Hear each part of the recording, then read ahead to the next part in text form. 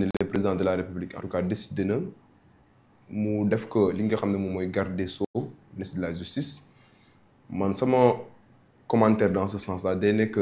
commentaire boo xam ne dama koy axé si deux fànn mooy l' aspect politique ak l' aspect technique buñ analyser sa nomination sur l' aspect politique là on peut être d' accord avec le président de la République parce que boo nekkee le président de la République ci Sénégal da ngay am un pouvoir discrétionnaire bu ma ko mënee tekkee ci wolof mooy am na ci ay décisions yooyu jël yoo xamante ne nii yow sa teeyaayu bakken nga koy jëlee constitution danaan lan boo koy def doo ci tàggu kenn te doo ci xool lu yoon tëral ak lu yoon tëralul loolu la tuddee pouvoir discrétionnaire li nga xam ne nag moom mooy wàllum nomination koy def ministre ak koy dindi ministre loolu pouvoir discrétionnaire du président de la République la moom mooy xool selon véritablement les hommes de confiance yi nga xam ne ñi ngi tourner autour de lui par rapport à des postes aussi stratégiques parce que le ministère de la justice dafa bokk ci ministère de souveraineté yi yaakaar naa ne boo koy confier sur le plan politique mën nga ko confier koo xamante ne ni il aura la possibilité d'être en tout cas à la hauteur de tes attentes et être à la hauteur de tes attentes boo koy analyser mën nga wax ne par exemple bu fekkente ne aspect technique bi nga xam ne mooy deuxième analyse bi dama bokk ci ñi xalaat ne bu fekkente ne par exemple réaménager justice wala améliorer le service public de la justice moom moo tax ñu fal ki nga xam ne moom mooy Yacine Fall yaakaar naa ne mënul nekk falam kenn mënu ko analyser ci angle boobu noonu parce que d'un point de vue technique pour améliorer le service public de la justice Yacine Fall ne veut pas être meilleur que Ousmane Diagne te li may wax pour X raisons parce que Ousmane Diagne quoi qu'on puisse dire c'est un brillant parquetier boo xamante ne nii c'est un homme rompu à la tâche qui a fait 38 ans au niveau du parquet donc un parquetier chevronné koo xamante ne tey jii ci wàllum justice ni yoon di doxee ku mu ko gën a maîtriser ci réew mi gënu ko maîtriser peut-être ces derniers temps en tout cas il y a une certaine opinion boo xamante ne daf ko défavorable parce que d'aucuns pensent que la manière bi nga xam ne noonu la doon diligenter yenn affaires judiciaires yi il y avait véritablement une certaine lenteur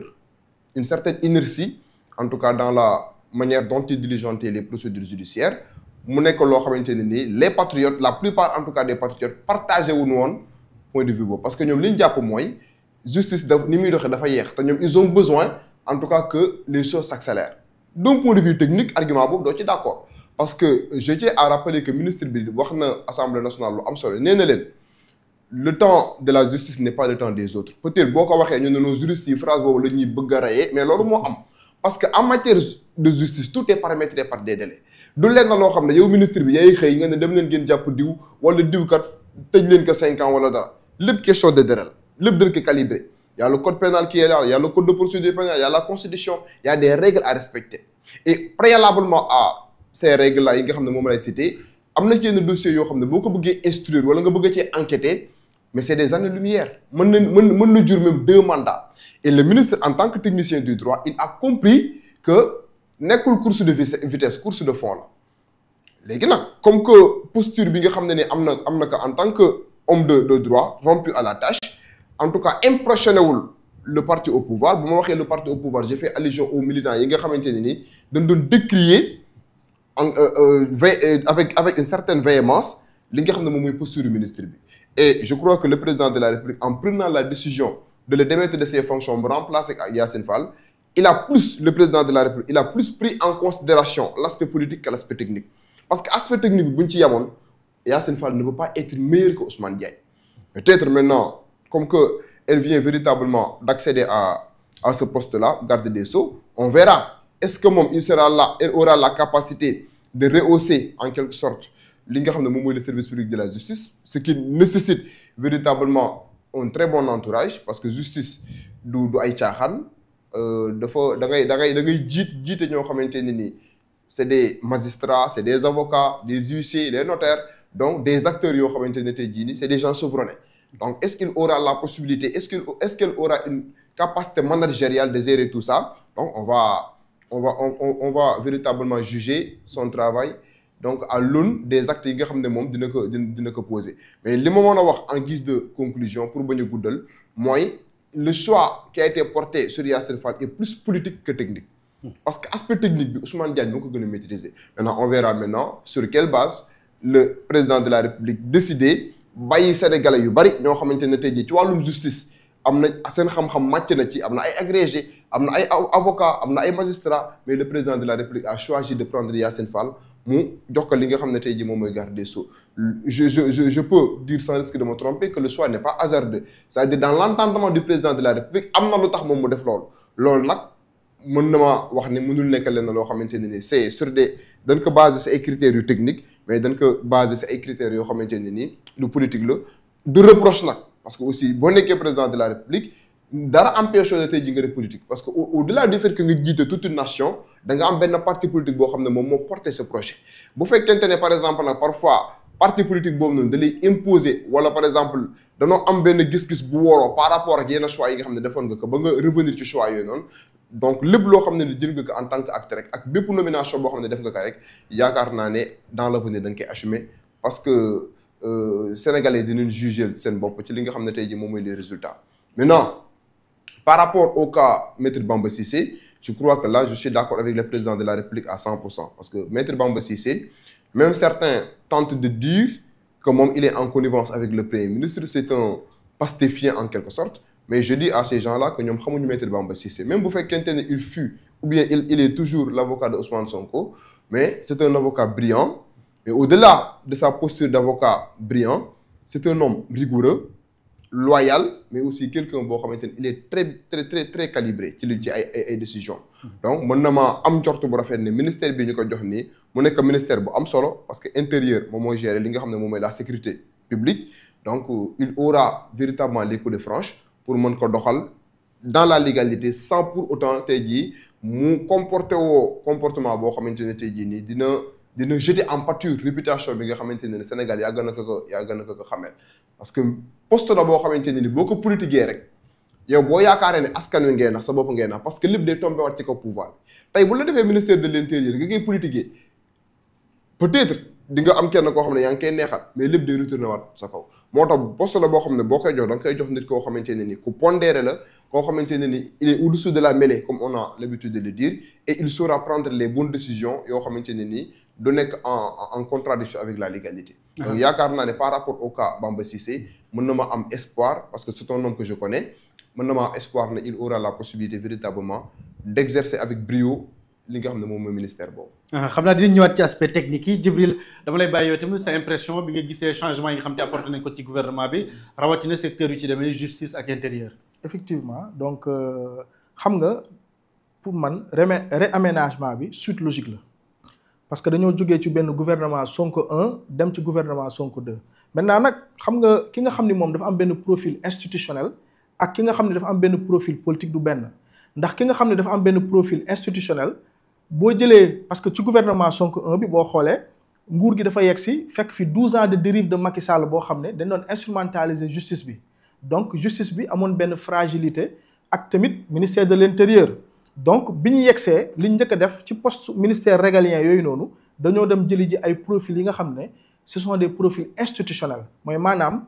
ministère de la justice ñu jëli koo xam ne justice bi la meññetee ñu teg ko fa intérieur ñu jëli ji koo xam ne gendarme la ñu teg ko fa armée dem jëli ji koo xam ne militaire la ñu teg ko fa c'est parce que dañu waroon stabiliser waat institution yi dañu waroon assainir institution yi dañu waroon appliquer des soins d'urgence ci institution yi maintenant différence profil institutionnel ak profil politique c'est clair ki nga xam ni tey jii moom li tax ñu fal ko xam-xamam ak carrière am moo tax ñu teg ko fa ak ki nga xam ne tey jii mandat moo tax ñu teg ko fa maanaam légitimité am mandat la tey jii président de la république bu nekkee palais c'est parce que mandat moo ko fa teg bu mandat ba jeexee day génn mais tey jii bu fekkee ministre bi moom da fi toog parce que carrière la xam-xam moo ko fi tegal kooku yàqamteem ak ki nga xam ne tey jii dans 3 ans 4 ans dañ koy one ko yaa waxoon lii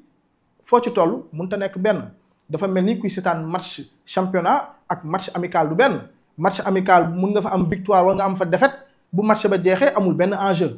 mais bu fekkee nag tey jii match championnat la tey jii dafa am ay enjeu kon boog tey jii il fallait que Pastef aussi ñoom la ñu fal donc il fallait que ci poste yooyu noonu Ousmane Sonko sécuriser projet bi donc par rapport ak nomination Yassine Fall bi ci njëkk mooy déjà le fait que bu ñu paree ak gouvernement Sonko 1 ba pare teg fa benn institution benn profil institutionnel muy Ousmane Diagne comme ni ko Mbaye waxee léegi nag dañuy jàll ci phase d'accélération bi parce que dafa am ay attentes bu ñu demee bay gis ñoo xam ne ñoo doon xeex wàcc sur le terrain di grève ñu gis tamit mu am ay xeetu ay lenteur parce que Ousmane Diagne moom du bousculer parce que carrière lay xool parce que moom carrière am lay xool day xool démbam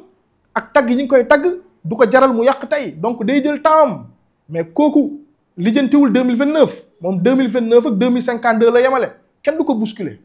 parce que président wax na nee na population bi c'est normal ñu exiger seen justice mu gaaw premier ministre wax na député wax na askan wi wax na mais moom nee na bu ñu compter ci moom pour mu bousculer donc moom fi mu taxaw la teg te c'est très normal parce que moom carrière boobu la am maintenant nag Yacine Fall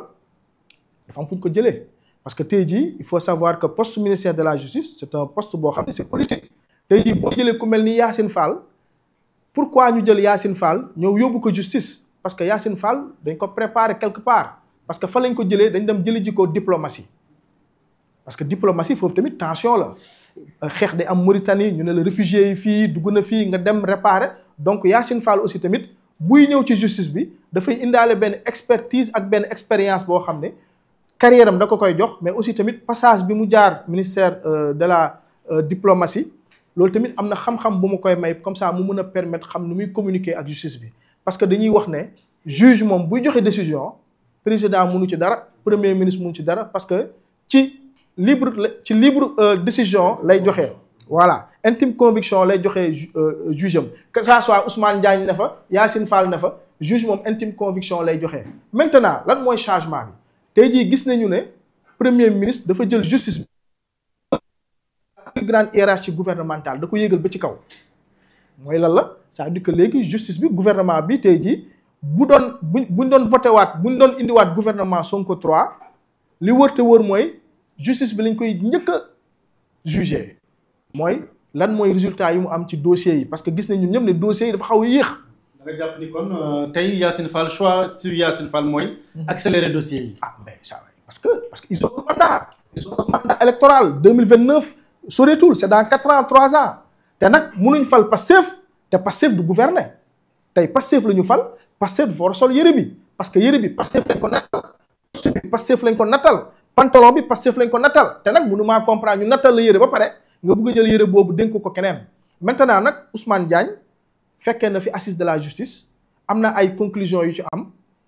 yooyu la ñu war a appliquer maintenant dañ ko war a appliquer dans l'accélération di fàttali tamit ne ministère de la justice du rek tribunaux yi prison yi ci la bokk am na ay changements yu am solo war nañ ko def ci prison yi ci procédures yi gis nañ surcharge carcérale bi am prison Sénégal dafa surchargé de plus de 200% je pense parce que tey jii plus de 15000 je pense boo jëlee Rebeuss rek booy xool dafa surchargé et on a plus de 15000 détenus au Sénégal pour 37 prisons donc loolu yëpp dafa laaj ay réformes yoo xam ne dafa bokkoon ci programme Diomaye président boo xam ne tey jii dañ ko war a dérouler donc dafa am solo nga xool ki nga gën a wóolu wala ki nga xam ne tey jii président moom la gën a wóolu ak premier ministre ñu ñëw dénk ko justice bi mu daal di doxal maintenant nag waxtaan la léegi nag dafa am le lien entre intérieur ak justice c'est très important parce que enquêtes yëpp intérieur lay jógee ak enquêtes yi intérieur lay jógee parce que police ak gendarmerie intérieur moo leen di gérer sécurité publique bi intérieur moo koy gérer donc kon boog tey jii police enquêtes yi jot a am foofu yëpp intérieur lay jógee soo ko dem ci juge d'instruction bi doxal du noonu donc tey jii le fait que côté intérieur aussi tamit ñu dem jël ku mel ni Bamba Cissé daal di ko fay teg c'est pas anodin parce que tey jii maître Bamba Cissé quand même 22 ans de barreau mais aussi tamit nekk le lauréat du prix francophone de barreau d'Afrique kon kooku nekk na koo xam ni ku am solo la boroom xam-xam la mais aussi tamit nekk un témoin des événements diggante 2021 ba 2024 li fi xew yëpp fekk na ko fi et était à la première ligne mais aussi tamit yàgg na nekk avocat gars yi nekk ci société civile bi nekk ci opposition bi kon boog maître Bamba Cissé pour man c'est un choix boo xam ni c'est cohérent et logique ci poste ministère de l'intérieur bi léegi nag pourquoi ñu jël Yacine Fall yóbbu ko justice jël Bamba Cissé yóbbu ko intérieur man lecture bi ma ci am mooy dañu war a sécuriser projet bi parce que Ousmane Sonko dafa wax benn kàddu nee na ce gouvernement ne sera pas un gouvernement de villégiature mais sera un gouvernement boo xam ne dañuy travailler dañuy liggéey 20 heures sur 24 mais du am repos mais dañuy liggéey 7 7 jours sur 7 20 heures sur 24 mooy lan tey jii du gouvernement noppale ko du gouvernement wu noflaay du gouvernement boo xam ne tey jii da ngay ñëw di bàyyeeku wala di ut confort loolu Ousmane Sonko ko wax et choix boobu noonu discours Ousmane Sonko boobu du discours boo xam ne da nga koy déglu nii mais foo koy gën a comprendre mooy nomination wu Déthié Fall parce que nomination wu Déthié Fall foofu noonu dafa am benn logique de rationalisation des dépenses parce que tey jii boo jëlee Déthié Fall tey jii boo jëlee loi de finances rectificative bi diñ ci jàng que ni plus de 2000 milliards état bi da ko investir en 2025 ci ay infrastructures mooy ci rénover tali yeeg defaraat tali yeeg tabax fii tabax fële donc tey jii ministère boo dem dafa am benn direction de la construction bu ñu jëlee loolu yëpp affecté waat ko Déthié Fall ça veut dire que Ousmane Sonko ci discours am boobu noonu mooy rationalisation des dépenses moo ngi ci contrôler moo ngi ci veiller à ce que lépp jaar yoon kon boog tey jii vraiment am nañ yaakaar bu rëy ci gouvernement bi Sonko 2 bi que ça soit à la justice attentes yi moom bëri nañu attentes yi bëri nañu xam naa nag mën a surux après ci dossier wu la dame la Amsatou Sow Sidibé di ñëwaat ci attentes yeeg yooyu noonu xam naa fi ma bëgg a ñëwee mooy tey Yacine Fall lan moo war a nekk ses premiers chantiers tey fonctionnement justice bu ñu doon wax ay manquements li ñu war a njëkk a joyante ci justice lan la bu fekkee am na. Bon, je crois que Djibril effleuré na ko tout à l'heure parce que justice nit ñi les citoyens parfois dañuy am une conception restrictive de la justice parce que ñoom pour ñoom justice jàppoo bàyyi la rek alors que la palette est plus élargie boo xoolee wàllum prison yi ci la bokk donc ak véritablement yenn soppite yi nga xam ne war nañ ko def ci yenn loi yi parce que aussi ñoom biñ ñëwee au pouvoir lii wane ne ñoom justice bokk na seen priorité mooy defoon naan assise de la justice à Diamniadio et experts yi demoon foofu noonu defoon nañ ay conclusions mais ces conclusions là tardent à se matérialiser donc bokk na ci li nga xam ne moom la ñu war a njëkk a def parce que prison yi conséquence la cause yi moom mooy lan tey bu fekkente ne da nga bëgg a désengorger les prisons il va falloir impérativement nga xoolaat les conditions de détention te les conditions de détention am na ci yenn yoo xamante ne li koy waral mooy textes yi nga xam ne tey jii dafa obsolète comme par exemple en matière criminelle la détention provisoire bi nga xamante ne tey jii nii code de procédure pénale encadré wu ko tey par exemple da ngay gis koo xamante ne nii dañ lay toppee un fait criminel bu ñu xësee ba placer le sous mandat de dépôt le juge d'instruction il n'est pas tenu par des délais bu ko neexee mën na la mettre en détention autant de temps qu'il voudra mën na la bàyyi kaso heure bu ko neex ñu door a renvoyer ce dossier devant la chambre criminelle pour ñu àtte la alors qu'en réalité waroon nañoo paramétrer avec des délais par exemple wax ne en matière criminelle kat détention provisoire yi mënatul ëpp 1 an wala mënatul ëpp 6 mois en matière correctionnelle c'est déjà réglé parce que tey bu lay toppee délit Sénégal détention provisoire mënul ëpp 6 mois et même règle boobu parfois yenn juge d'instruction dañ koy contourner dañ naan la détention provisoire mënul excéder 6 mois mais dañuy bu fekkente ne tey dem nañ ba 6 mois yi waaj a jot jëluñu benn acte dañuy essayer teg benn acte de procédure et l'acte de procédure bi nga xam dañ koy teg day interrompre li nga xam ne tey ji moom mooy délai yi ñu recommencer le compte à rebours à zéro donc da ngay constater ne par exemple même en matière correctionnelle dina am ñoo xam ne seen détention provisoire day ëpp 6 mois léegi une fois tey ji ñu def assemblée nationale ñu encadrer li nga xam ne tey ji moom mooy la détention provisoire en matière criminelle insérer au cœur du dispositif judiciaire li nga xam ne moom mooy un juge des libertés et de la détention parce que juge des libertés et de la détention boobu noonu moom mooy permettre tey jii nii ñu xaw a tempérer l'omnipotence du parquet les pouvoirs exorbitants du procureur de la République bi nga xamante ne nii pour un oui ou un non day décerner benn mandat de dépôt de manière systématique léegi tey boo amee un juge des libertés et de la détention moom mooy apprécier kan la ñu war a placer sous mandat de dépôt kan moo war a mën a bénéficier d'une liberté provisoire ou pas léegi mesures yooyu noonu yëpp tey jii bu ñu demee assemblée nationale ba soppiwaat li nga xam ne tey jii moom mooy sunu code pénal ak sunu code de procédure pénale léegi nag loolu moo lay mën a permettre tey jii di nga créer benn désengorgement ci li nga xam ne moom mooy sunu prison yi te loolu lépp yaakaar naa ne bokk na ci chantier yi nga xam ne tey jii mi ngi xaar Yacine Fall au-delà en tout cas de ces aspects techniques yaakaar naa ne aussi il y a vraiment les crimes de sang yi nga xamante ne nii les familles des victimes ñu ngi continuer di faire le deuil jusqu'à présent on nous dit que 80 et quelques personnes ñàkk nañ seen bakkan dans des conditions très opaques jusqu'à présent aucune enquête sérieuse n'a été diligentée pour déterminer circonstances yi nga xam ne tey ñoon lañ ñàkkee seen bakkan te enquête yooyu bu ñu koy def wax na ko tout à l'heure justice da ci am wàll intérieur da ci am wàll parce que les officiers de police judiciaire yi nga xam ne tey jii nii ñoom ñooy diligenter les procédures en amont sous la surveillance et la direction du procureur de la République ñoom ils relèvent véritablement du ministère de l'Intérieur et de ce point de vue là bu fekkente ne am na une collaboration entre les deux ministères ñu def de telle sorte que enquête yi ba ñu nekk ay enquêtes ciblées parce que ay enquête ciblée wala am na nooy demee ci enquête yi rek mën nga dem ba ci biir li nga ci bëggoon comme objectif da nga koy yàq parce que aussi je tiens à dire et à rappeler à certains que procédure dafa am ay sew-sew yoo xam ne tey da ciy am tey am na yenn enquêtes yoo xam ne boo ko diligenté avec une certaine vélocité mën nga dem ba heurté wu à des vices de procédure te tey jii booy topp nit koo xam ne dafa perpétrer des crimes nga dem ba vice de procédure am rek ça veut dire kooku on est obligé de le libérer et pourtant il a commis des actes criminels loolu moo tax parfois lenteur yi di am mais boo comprendre les règles processuelles et les règles procédurales carrément doo mën a comprendre cet aspect là donc juste pour dire que ñi ngi xaar aussi ministre bi mu def de telle sorte que enquête yooyu ñu diligenté que avec toute la rigueur et toute l'objectivité que cela requiert et au-delà aussi de cet aspect là ñu poursuivre li nga xam ne moom mooy la délinquance économique et financière je crois que les organes de répression sont là nous avons la CENTIF am nan des corps de contrôle comme l'IGE donc les cours des comptes les IGAJ donc loolu lépp nekk ay corps de contrôle yoo xam ne nii buñ déceler ay anomalies ak ay irrégularités dans le cadre de la gestion des deniers publics fi ñu ko war a yóbbu mooy devant les juridictions de droit commun bu fekkente ne loolu mooy seen compétence yi war a dem pôle judiciaire financier dem pôle judiciaire financier ñi nga xam ne ni ils relèvent en tout cas de la haute cour de justice en vertu du principe du privilège de juridiction bi nga xam ne ni constitution jox na leen que ñu dem haute cour de justice donc yaakaar naa ne déjà la palette elle est déjà là l'arsenal répressif est déjà là il revient maintenant au ministre bi nga xam ne moom mooy door a accéder donc mu prendre en considération ces aspects-là ñu def enquête yi avec sérénité pas avec célérité mais avec sérénité de telle sorte que képp koo xamante ne tey jii jaawar li nga sa poste ak poste askan wi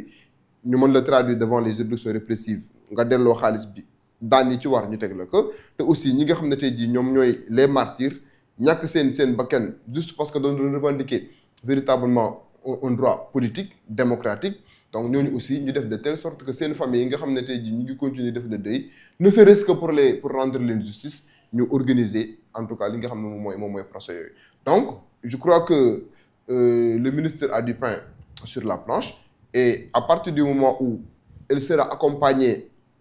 véritablement de conseillers aussi des gens yoo xamante ne ni c'est des sachants en la matière mën na noo xaw a am njort bu rafet ne bu tegee lépp ci yoon mën na am en tout cas li nga xam ne moom mooy les résultats escomptés. sànq wala àllarba bi passé da ngeen doon wax lu bëri wàllum perception.